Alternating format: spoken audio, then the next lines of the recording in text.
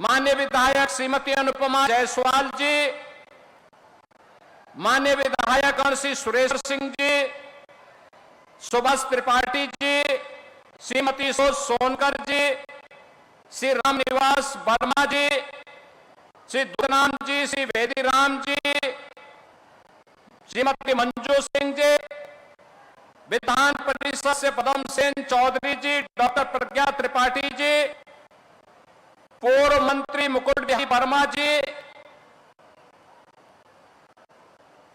सुभाषपा के राष्ट्रीय प्रमुख डॉक्टर अरविंद राजभर जी, अरुण कुमार राजभर जी,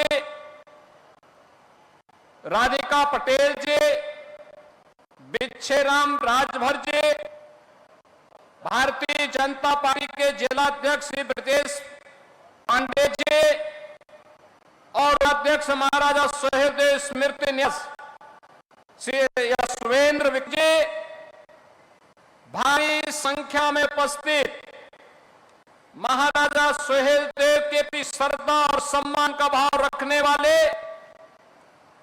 प्रदेश के अलग अलग कोने से आए हुए भारतीय जनता पार्टी सुहेलदेव राजभर पार्टी, अपना दल, निषाद पार्टी, सामाजिक सांस्कृतिक संगठनों के सभी पदाधिकारीगण और उपस्थित बहनों और भाइयों, मैं सबसे पहले आज के इस पुण्य कार्य के लिए आप सभी बहराइच वासियों का और महाराज सुहेलदेव स्मारक समिति के पदाधिकारियों का हृदय से धन्यवाद ज्ञापित करते हुए महाराज सुहेलदेव के चरणों को नमन करते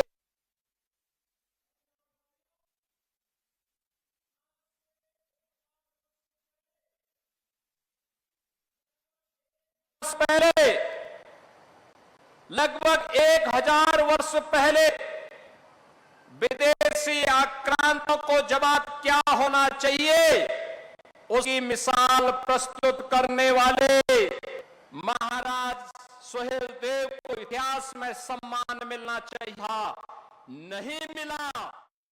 स्मारक का आज लोकार्पण प्रधानमंत्री मोदी जी के विरासत और विकास के अभियान को आगे बढ़ाते हुए आज बहराइच के इसी चित्तौड़ा नामक स्थान पर एक कार्यक्रम संपन्न हो रहा है और साथ साथ बहराइच के मेडिकल कॉलेज का नामकरण भी महाराजा सुहेलदेव के ही नाम पर रखा गया है। हॉस्पिटल का नाम बालार कृषि के नाम पर रखा गया है, जो महाराजा सुहेलदेव के गुरु थे उनके नाम पर, और आजमगढ़ के विश्वविद्यालय को भी हमने राज्य सरकार के द्वारा जो विश्वविद्यालय बनाया गया है उस विश्वविद्यालय का नामकरण भी महाराजा सुहेलदेव के नाम पर रखा गया है। बहनों और भाइयों, महापुरुषों के प्रति सम्मान क्या होना चाहिए, उसकी एक अभिव्यक्ति है यह कार्यक्रम, उसकी एक अभिव्यक्ति है यह कार्यक्रम। और मैंने इसीलिए बहराइच के एक कार्यक्रम में आकर के तब कहा था, मैंने कहा था बहराइच की एक धरती पर आकर के मैंने कहा था कि विदेशी आक्रांताओं का महिमामंडन बंद होना चाहिए, राष्ट्र नायकों का सम्मान होना चाहिए, हर हाल में सम्मान होना चाहिए। और 1000 साल पहले इस प्रकार के शौर्य और पराक्रम की गाथा एक इतिहास थी, वह सच करके दिखाया था, महाराज सुहेलदेव ने इसी भूमि पर दिखाया था। आज ही की तिथि है 10 जून 1934, 10 जून 1934, शौर्य और पराक्रम की गाथा एक इतिहास थी, वह सच करके दिखाया था, महाराज सुहेलदेव इसी भूमि पर दिखाया था। आज ही की तिथि है 10 1934, 10 जून 1934, और 10 जून 1934 की स्थिति पर जब महाराजा सुहेलदेव ने एक विदेशी आक्रांता जो गजनी से चाहता भारत को लूटने के लिए अपनी लगभग 3 लाख की सेना को लेकर, लेकिन उस विदेशी आक्रांता को, उस बड़ा आक्रांता को रोकने की युक्ति महाराज सुहेलदेव ने अपनी कूटनीति के नाते ने बड़ी प्रखरता के साथ मथुरा से लेकर के बहराइच तक पग पग पर उसके लिए इतनी बाधाएं खड़ी की कि यहां पहुंचते पहुंचते उस दुर्दांत आक्रांता की आधी सेना समाप्त हो चुकी थी। और जब वह इस चित्तौरा नामक स्थान पर महाराज सुहेलदेव के सामने पड़ा तो महाराज सुहेलदेव के साथ कुल 20 से 25 हजार योद्धा थे, 1.5 लाख योद्धा सारार मसूद के साथ पास थे, लेकिन 20 से 25 हजार इन वीर बांकुरों ने उन बेसी आक्रांताओं को गाजर और मूली के ऐसा काटा कि उसके बाद वो दुष्ट सालार मसूद यहां जिंदा पकड़ लिया गया और उसको सजा भी ऐसी कि जो इस्लाम के अनुसार जहन्नुम में जाने की गारंटी है। बहनों और भाइयों, और इसीलिए हम कहते, इसीलिए प्रण था प्रधानमंत्री मोदी जी का एक इस बारे में आदेश था कि राष्ट्र नायकों का सम्मान होना चाहिए, और इसीलिए उस प्रण और उस भाव को व्यक्त करने के लिए मेरी इच्छा थी।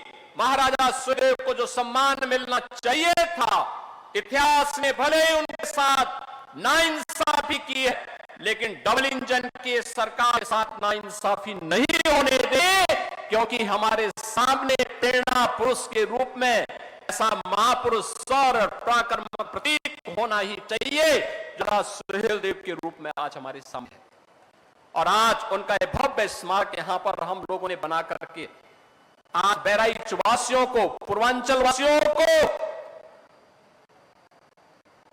जिन लोगों को इन्होंने महाराज सुहेलदेव के साथ इस पराक्रम युद्ध लिया था, उस युद्ध में भाग लेकर के भारत को विधर्मियों के आक्रमण से बचाया था, भारत धर्म संस्कृति को बचाने का काम किया था, धर्म को भी और धर्म को भी बचाने का काम किया था, लोगों को पददलित कर दिया गया, वंचित कर दिया गया, बुनियादी सुविधाओं से वंचित कर दिया गया। और मैं पूछना चाहता हूं आज इसी अवसर पर कांग्रेस को, समाजवादी पार्टी को, अन्य लोग को पूछना चाहता हूं, क्या किया उन्होंने, क्या किया उन्होंने? महाराज सुहेलदेव को क्यों नहीं सम्मान मिल पाया, क्यों नहीं सम्मान मिल पाया? आखिर महाराज सुहेलदेव के पर यह भव्य स्मारक पहले क्यों नहीं बन पाया, आजादी के बाद क्यों नहीं बन पाया? महाराज सुहेलदेव को यह सम्मान पहले बनने का काम जो होना चाहिए था, उन नाम पे मेडिकल कॉलेज क्यों नहीं बन पाए, उनके नाम पर विश्वविद्यालय पहले क्यों नहीं बन पाए? क्योंकि वोट बैंक की तो चिंता थी, लेकिन महापुरुषों का नाम रख देंगे तो कहीं तुष्टि की नीति फेल न हो जाए, और मुस्लिम वोट बैंक के नाते वे लोग उन बेसी आक्रांताओं के खिलाफ एक शब्द नहीं बोलते थे। और मैं बोलना चाहता हूं उन लोगों से जो लोग आज भी जिन्ना का महिमा मंडन करते हैं। मैं पूछना चाहूं, जब भारतीय जनता पार्टी राष्ट्र नायक, राष्ट्रीय शिल्पी, लोह पुरुष सरदार वल्लभ भाई पटेल की जयंती के कार्यक्रम को यहां पर प्रदेश के अंदर और देश के अंदर मनाती है, प्रधानमंत्री जी ने स्टैच्यू ऑफ यूनिटी के नाम पर लोह पुरुष सरदार वल्लभ भाई पटेल की दुनिया की सबसे बड़ी प्रतिमा को स्थापना केवड़िया गुजरात में स्थापित कराया, तब समाजवादी पार्टी जिन्ना का गुणगान करती है, राष्ट्र तोड़क जिन्ना का गान करती है।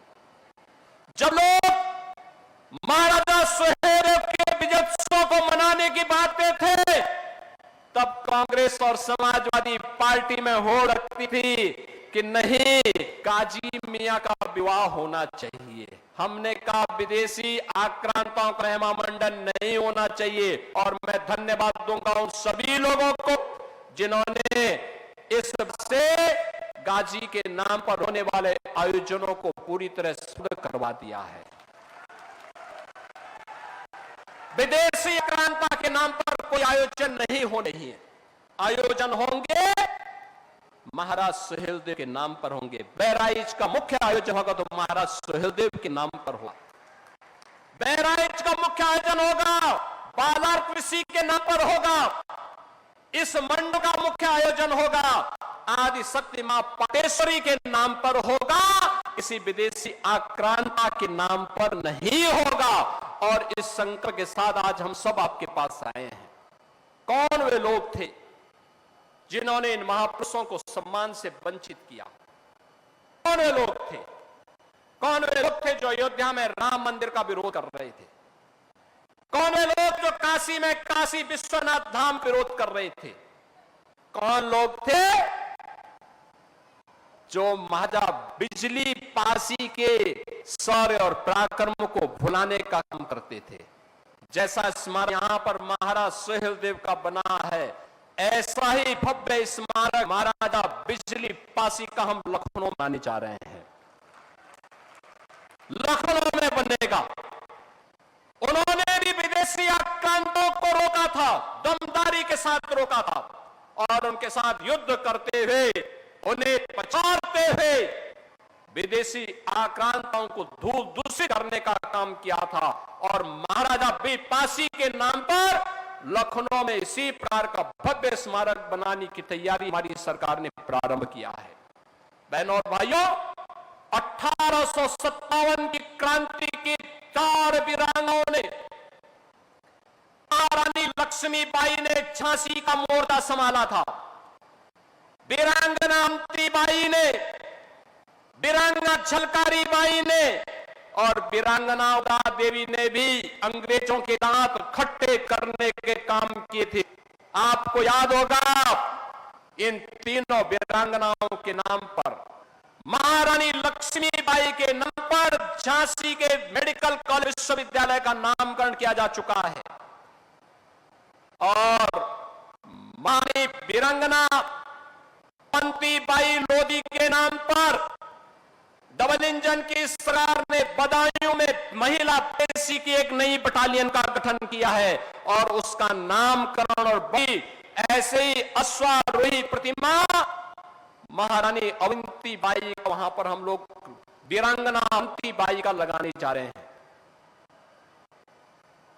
वीरांगना उदा देवी का एक भव्य प्रतिमा का निर्माण लखनऊ में महिला पीएसी की महिला बटालियन का में गठन करने की कार्रवाई चल रही है। लगभग 35-40% कम हो चुका है।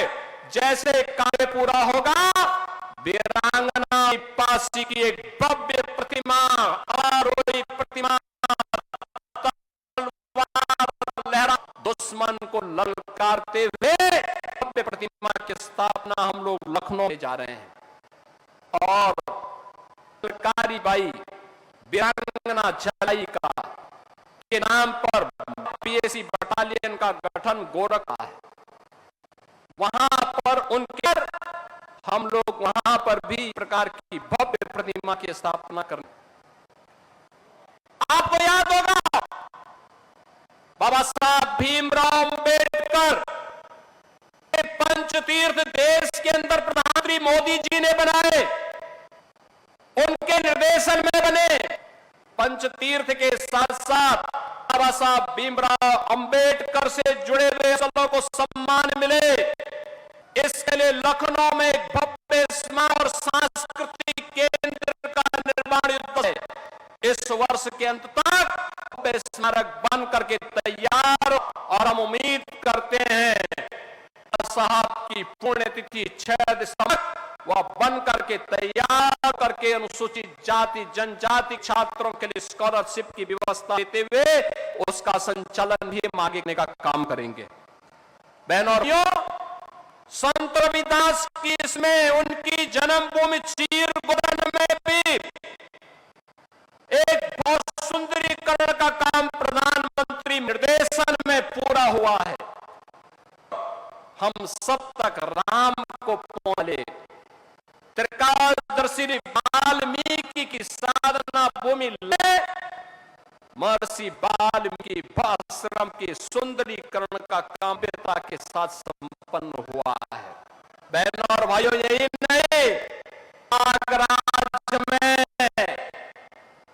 में जहां पर बलराम, मां जानकी और लक्ष्मण जी को निषाद राय गंगा पार कराई थी, पर आप भी एक बार जाइए, वहां पर देखे कितना भव्य स्मारक भगवान राम आज के मिलन का बन चुका है। भारत के विरासत का भाव।